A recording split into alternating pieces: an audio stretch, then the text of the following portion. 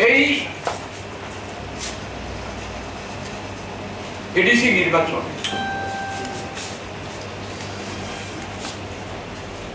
সেই নির্বাচনে পদ্মত কিশোর তিনি টিপরামথা নাম দিয়ে নির্বাচন করলেন, নির্বাচনে নামলেন। কি স্লোগান তুলে গ্রেটার ত্রিপুরাল্যান্ড কি বললেন? তার সীমানা কি হবে? এডিসি এলাকা, আগরতলা শহরের পুরানো রাজবাড়ি সহ আরো কিছু এলাকা, এমনকি আসাম, মিজোরামের অংশ, বাংলাদেশ পর্যন্ত একটা স্বাধীন সার্বভৌম রাষ্ট্র,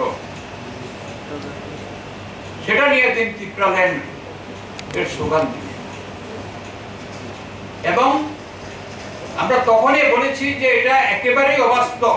যেরকম ভাবে 2018 নির্বাচনের সময়তে বিজেপি যাদের সঙ্গে জোট করেছে, আইপিএফটি ত্রিপুরাল্যান্ডের দাবি তুলেছে, সেরকম এটা আরো মারাত্মক, যেটা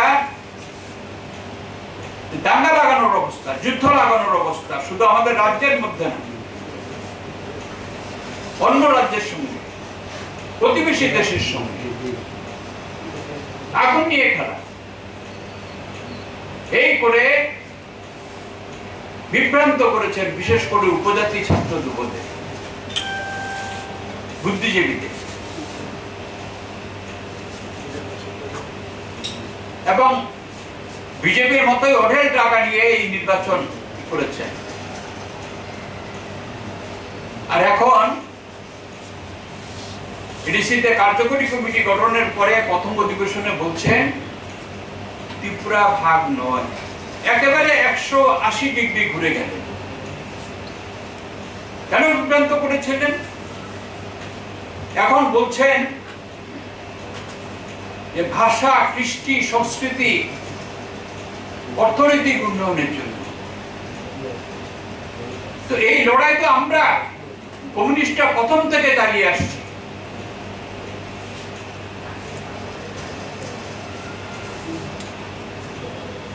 এই রাজ পরিবারের কোনো অবদান আছে? ত্রিপুরার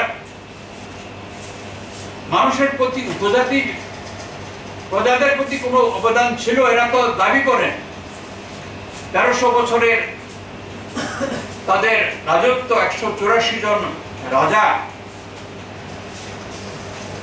এরা প্রজাদের উন্নয়নের জন্য কোন ন্যূনতম দায়িত্ব পালন করেছেন? তাদের শিক্ষা, স্বাস্থ্য, যোগাযোগ, তার জন্য বরং এই উপজাতি যুবকদের মধ্যে যারা একটু শিক্ষিত বা অর্ধশিক্ষিত, তারা 1945 সালে জনশিক্ষা সমিতি গড়ে নিজেরাই শিক্ষকতার দায়িত্ব পালন করে সেখানে স্কুল স্থাপন করেছে। সেখানে তখন রাজার ভূমিকা কি? শেষ রাজা বীর বিক্রমে, যেটাকে বন্ধ করার জন্য, জনশিক্ষা সমিতিকে কার্যকলাপ বন্ধ করার জন্য তাদের গ্রেফতার, নির্যাতনের পথ নিল। এই জনশিক্ষা সমিতির যিনি প্রথম সম্পাদক হেমন্ত দেববর্মা, তাকে সহ আরো কয়েকজনকে গ্রেফতার করে হেমন্ত দেববর্মার উপরে নৃশংস নির্যাতন চালিয়েছে। এগুলো মানুষ ভুলে যাবেন? বর্তমান যুব ছাত্র প্রজন্ম হয়তো সেই ইতিহাস জানেন না। আমরা আপনাদের অনুরোধ করব, ত্রিপুরার সেই ইতিহাসটা আপনারা নিশ্চয়ই আপনাদের সেই দায়িত্ব পালন করবেন, সেগুলো তথ্যগুলো তুলে ধরার জন্য। তো সেই জনশিক্ষা সমিতি, তাদের উপরে আক্রমণ হলো এবং শেষ পর্যন্ত সেখানে একজন যে শিক্ষার দায়িত্বে ছিলেন ওই সময়তে একজন ব্রিটিশ অফিসার ব্রাউন, তিনি ঘুরে ঘুরে এগুলো দেখে তিনি কতগুলো স্কুল তিনি অনুমোদন দিয়েছিলেন সরকারি হিসেবে, তার জন্য তাকে রাজার রোষের মুখে পড়তে হলো, তিনি ইস্তফা দিয়ে চলে যান। এই তো ইতিহাস। তো এই হচ্ছে রাজতন্ত্র ত্রিপুরায়। এবং আমরা গর্ব করি যে রবি ঠাকুর ত্রিপুরায় 7 বার এসেছিলেন। আমরা রবীন্দ্র স্নেহ করি।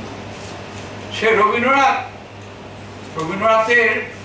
রবীন্দ্রনাথ ত্রিপুরা নামে তার জন্ম শতবর্ষে তখনকার ত্রিপুরা সরকারের উদ্যোগে যে বইটি প্রকাশিত হয়েছিল, তার জন্ম শব্দ শতবর্ষে বামপন সরকার সেটাই অবিকৃতভাবে পুনর্মুদ্রিত করেছিল। তার মধ্যে আছে রবি ঠাকুর রাজাকে পরামর্শ দিয়েছিলেন যে প্রজাদের শিক্ষা এবং স্বাস্থ্য রক্ষায় রাজা তার রাজ কর্তব্য পালন করেছে। তো এই বামপন সরকার আসার আগে কমিউনিস্টরা লড়াই করেছে।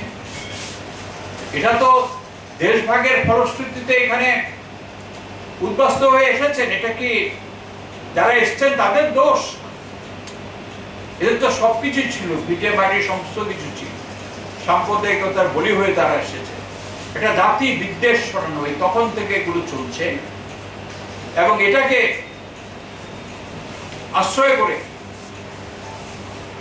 এই বিভ্রান্ত করা, এটা পরিচিতি সত্তার রাজনীতি, সেটা আজকের না। টিউজাসের জন্ম দিয়েছিল কংগ্রেস এই কমিউনিস্টদের প্রভাব মুক্ত করার জন্য, গণমুক্তি পরিষদের প্রভাব মুক্ত করার জন্য। তো তার বিরুদ্ধে তখন থেকে মতাদর্শগত লড়াই আমরা চালাচ্ছি। 4 দফার আন্দোলন, 6ষ্ঠ তফসিলের এডিসি সহ, ভাষার মর্যাদা, আইন লঙ্ঘন করে যে জমি হস্তান্তরিত হয়েছিল সেগুলো পুনরুদ্ধার, সেখানে কংগ্রেস সরকার কি ধরনের বর্বরতা চালিয়েছিল, এবং 78 সালে প্রথম বামপন্থী সরকার এসে এগুলো কার্যকর করে। এবং কেন্দ্রীয় সরকার, তখনকার কংগ্রেস সরকার 6ষ্ঠ তফসিল তখনও দেয়নি, সেটা আপনারা জানেন, যে সেটা এই দাবি অব্যাহত রেখে প্রথম বামপন্থী সরকার 7ম তফসিলে রাজ্যের ক্ষমতার মধ্যে এডিসি গঠন করেছিল। এবং এটা যখন নির্বাচনের যায় তখন দুদিক থেকে আক্রমণ। একদিকে এরা অস্ত্র সানায় বিজয়রাঙ্করের নেতৃত্বে বাংলাদেশে টিনবি গঠন করে গোপনে, আরেকদিকে উগ্র বাঙালি যাত্রাবিহীনরা বাঙালি স্থানে স্লোগান তুলে, সেগুলো জানেন 1980 সালের দাঙ্গা। এবং সেটার ইন্ধনকে দিয়েছিলেন পদ্মত কিশোরের মা বিভূতি বাই, এখনো বেঁচে আছে। 1980 মার্চের তৈরি সম্মেলনে সেখানে গিয়ে উস্কানি দিয়েছেন যে স্বাধীন রাজ্যের স্লোগান তিনি প্রকারান্তরে সমর্থন করেছেন তার বিয়েতে। এবং তারপরে এখানে এই বিদেশি বিতরণ আন্দোলন নামে সেখানে 80 জুনে দাঙ্গা, পত্রিকাতে সেখান থেকে মানুষ শিক্ষা নিয়েছেন। 1300-1400 মানুষ প্রাণ হারিয়েছিলেন, উভয় জাতি গোষ্ঠী।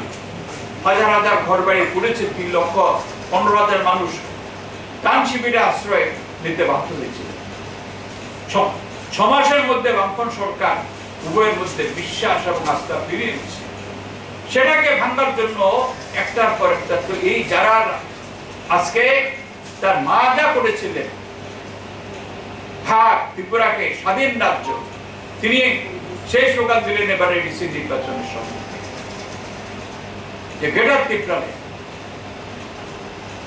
আজকে বলছেন না ত্রিপুরাকে ভাগ চাই না, ভাষা কৃষ্টি উন্নয়ন।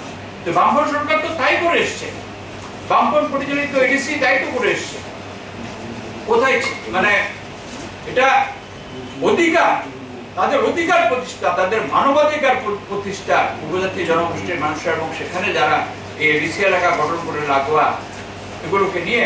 এবং শেষ পর্যন্ত কেন্দ্রীয় সরকার ইন্দিরা গান্ধী বাধ্য হন যেটা দাবি মেনে নিতে। 1984 সালে সংসদের 6ষ্ঠ তফসিল পাস হয়, তারপরে 85 সালে নির্বাচন, হয়, প্রথম তো সপ্তম তফসিলে হয়েছিল, সেগুলো জানেন। তারপর থেকে উন্নয়ন, তাতে শিক্ষা, সংস্কৃতি, কৃষ্টি এবং অর্থনীতির বিকাশে বামফ্রন্ট সরকার যা করেছে, একটা জাতি উপজাতি জনগোষ্ঠীর যে অধিকার সেটা রক্ষার জন্য, বিকাশের জন্য, তাতে উন্নয়ন ঘটেছে, কেউ অস্বীকার করতে পারবে। আর প্রদ্যুৎ কিশোর বলছে বামফ্রন্ট সরকারের আমলে কিছু হয়নি, বিজেপি সরকার বলছে এরা কিছু করেছে। আর এখন এডিসিতে গিয়ে সেখানে 20 এপ্রিল তারা কার্যকরী কমিটি গঠন করেছে। এই পর্যন্ত তারা জনকল্যাণে কিছু করেছেন, আর এখন বলছেন না রাজ্যভাগ না। এই সমস্ত কেন বিভ্রান্ত করলেন? যারা বিভ্রান্ত হয়েছিলেন তাদের কাছে আমাদের আবেদন, তারা ত্রিপুরার প্রকৃত ইতিহাস জানুন এবং এই বিভেদকামিতার বিরুদ্ধে